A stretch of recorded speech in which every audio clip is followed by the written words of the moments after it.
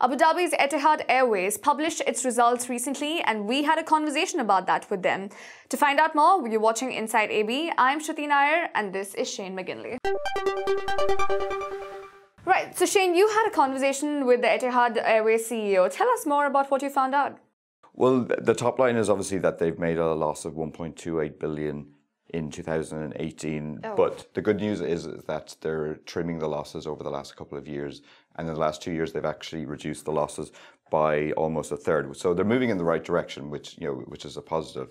But so what is this right direction they're moving into? Well, the interesting thing that came out of the interview was that Etihad is known for like uber luxury. They've had Nicole Kidman, do their ad campaigns, and they about 5 years ago they launched what was called the Residence, which they announced was the world's most luxurious living space in the air, which is it's a big claim.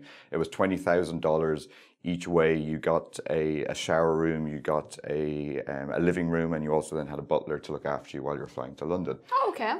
So, extremely luxurious. But what Tony Douglas, who's the CEO, was saying that as part of their new campaign is that they want to move away from the standard sort of economy, business, first class and residence, which is their case. So that his exact quote was that if you're an economy and you want to get extra leg room, you want to get a business class meal, you want to get an extra bag allowance, you want to get a first class pajamas, or if you want to get a nice bottle of French beverage, let's say, for your birthday, you have that a la carte option. And he gave a great quote where he said it's like a restaurant menu where you have normally a set menu, but they want to go for more of a dim sum, I think I pronounced that right, menu, so you can pick and choose different things. Okay, that's very interesting. According to me, I find it a good option where you're actually being given options and it's a la carte.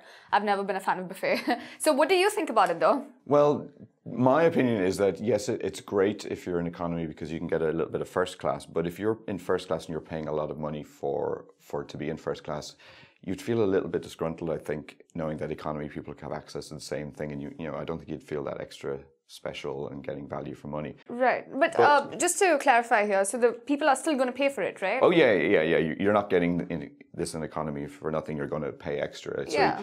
And I do agree with it. Like, I have a massive bugbear, and I said this to Tony in the interview with food in economy. And I usually bring my own food on it, and I don't know why they don't give you fast food when you're on the air. Be perfectly nice, but. The first class and business food, is perfectly nice. So if you want to pay an extra $50, $100, whatever they're charging, why can't you get first class food in economy?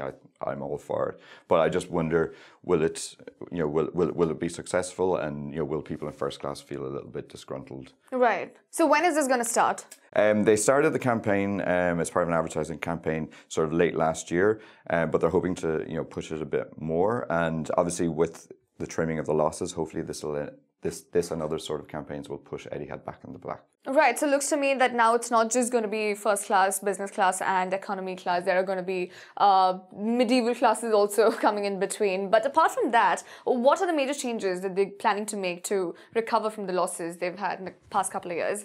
Well, they've done a lot of things. They've removed routes that weren't being profitable, and they're reviewing the routes on a much more regular basis. Before, Tony was saying that you may only look at the route networks maybe once a year, while now they're doing it on a weekly basis almost. They've reduced costs, which is, obviously jobs. They're also looking at reducing the number of aircraft orders that they've put on, which was a very brave move dealing with Boeing and Airbus. So they're doing an awful lot of things positively, and it seems to be going in the right direction. And how about Jet Airways? What's happening with that, considering they have a 24% stake in the airline? That's a very good question, and I did ask it, but they didn't elaborate on the moment. Oh, okay. So the usual no comment, watch the space kind of thing. All right, interesting. But yes, you need to keep us updated on what's coming from Etihad Airways. And thank you for watching Inside AB. We will be back again tomorrow with another story being discussed with our journalists.